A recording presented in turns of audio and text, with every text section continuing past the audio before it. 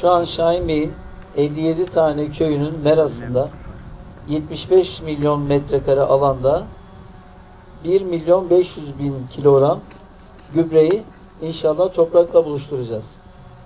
Bu ne anlama geliyor? İnşallah buraların gübrelenmesiyle daha verimli otlar burada çıkacak. Hayvancılığımız gelişmiş olacak.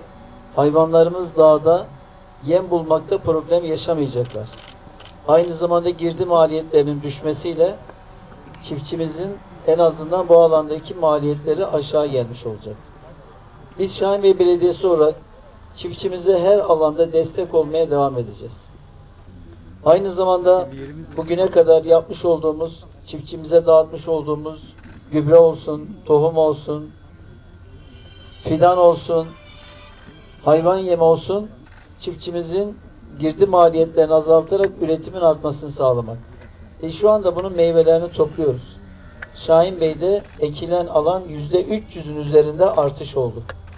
Maliyetler aşağı gelmiş oldu. Büyük bir kısmını biz destek olduk. Yine hayvancılık noktasında 4 yıldan beri dağıtmış olduğumuz 24 milyon kilogram oldu. Artık inşallah bunu artırarak devam ettireceğiz. Canlı hayvan dağıtımı yaptık hayvan olmayan çiftçilerimize. Aynı zamanda bunların üreticiden tüketiciye ulaşması noktasında da yine şimdi Koyun Keçi Birliği Başkanımızla bir çalışmamız var. İlkini de açtık. Şu anda faaliyette. Rüştü Özel Endüstri Meslek Sitesi'nin köşesinde direkt üretilen, çiftçimizin ürettiği ürünler orada doğrudan halkımıza satış olarak sunulmaya başladı. İnşallah bunları daha da geliştireceğiz. El birliğiyle, gayretimizle, inşallah el birliğiyle tarıma, çiftçiye desteğimizi artırarak devam edeceğiz. Katılımlarınızdan dolayı hepinize yürekten teşekkür ediyorum. Bol, bereketli, güzel bir yıl olmasını diliyorum. Hepinizi saygıyla, hürmetle selamlıyorum. Ve gerçekten şu anda bizler de bu olaya şahidiz. Allah için de doğruları söylememiz lazım. Sizin dürüstlüğünüz, sizin adaletiniz, sizin her alanda yapmış olduğunuz hizmetler takdire şayan. Biz de hem annenizin, hem babanızın, hem büyüklerin ellerinden öpüyoruz. Allah eksiklerini vermesin. En güzel özelliklerinizden bir tanesi, belediye başkanı olmanıza rağmen devlet ne yapıyorsa aynısını yapıyorsunuz, daha fazlasını yapıyorsunuz. Ne demek bu? Bana söylediğiniz talimat şu oldu: müdürüm korkma, ne söylersen söyle, dile getir. Allah'ın izniyle, Allah bize güç kuvvet verdiği sürece biz de gereğini yapacağız.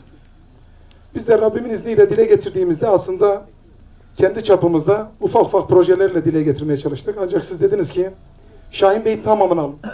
Biz aslında örnekleme yapmak istedik. Dedik yani birkaç köyde yapalım. Bunu görelim. Bir sonraki yıllarda eğer uygun görürseniz devam ettirelim. Ama siz dediniz ki Şahin Bey'in tamamını alın. Şahin Bey'in tamamı 57 köyde mera var. 57 köyün tamamını aldık. Bütün meralar alın dediniz. 75 bin dekar alan vardı. 75 milyon metrekare. Onun tamamını aldık. Ne kadar gübre lazımsa bu sene atın. 2'ye 3'e bölmeyin. Gelecek sene bir daha veririz. Diğer sene bir daha veririz dediniz. Allah sizlerden razı olsun. Evet, gerçekten bizim hayvancılıkta olmazsa olmazımız ot, et, bununla beraber su. Suyu, otu verdiğiniz sürece de ete dönüşecek, süte dönüşecek. Allah razı olsun. Ondan sonra dediniz ki müdür bey, biz bütün meraları açalım. Şu anda 11 dediniz ama siz tekrar şu anda 11 tane daha söz verdiniz. 22 tane daha söz verdiniz. Nerede ihtiyaç varsa yapacağız dediniz. Allah size verdikçe siz vatandaşa hizmet olarak götürüyorsunuz. Biz de emrinizde çalışmaya razıyız. Allah hepinizden razı olsun. Allah'a emanet olun.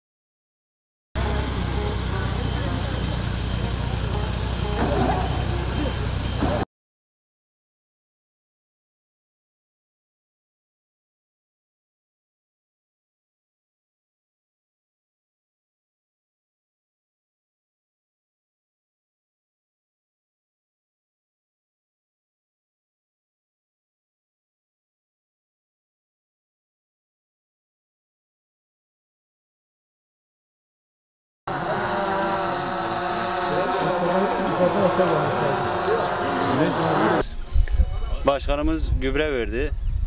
Hayvanlarımıza sulak yaptı. Su yaptı. Şimdi yayılım iyi oldu mu, su da iyi oldu mu verim de oluyor. Başkanımızdan Allah razı olsun. Başta Şahin Bey Belediye Başkanımız Mehmet Takmazoğlu'na çok teşekkür ediyoruz. Hayvanlarımızı gelişmesi için meralarımızı gübreledi. Ondan sonra su içme suyu vurdu. Yani şu an sulaklarımızı yaptırdı. Şimdi hayvancılıkta meralarda ot kısıldığına göre bir lokma, yani insan hayvancılıktan soğuma yapıyor. Tabii bu meralarda hayvanımız otlaşacak, otumuz iyi olacak, hayvancılık yine çoğalacak. Tabii köylü bu sefer daha iyi olacak, suyularını içecek, daha iyi olacak. Yani hayvancılığın çoğalmasına bir şeydir, yani bu bir faaliyettir. Şahin Bey Belediye Başkanımıza Allah'tan çok razı olsun diyoruz. Çok teşekkür ediyoruz. Yani hayvanlarımız, yani köylüyü kalkındırıyor. Köylünün babasıdır. Öncelikle Mehmet Ahmetoğlu Başkanımıza çok teşekkür ediyoruz. İçme kuyumuzu vurdurdu. Şimdi de gübreleme yapıyoruz. Gübre atacağız. Bu otların yeşillenmesine çok faaliyet oluyor. Hayvanların da tek tek çoğalmasına, yavrulamasına, mesela bir tane doğuracağına ikiz doğuruyor, üçüz doğuruyor. Ona karşı daha verimli oluyor. İşte ne bileyim, çok teşekkür ediyoruz kendine.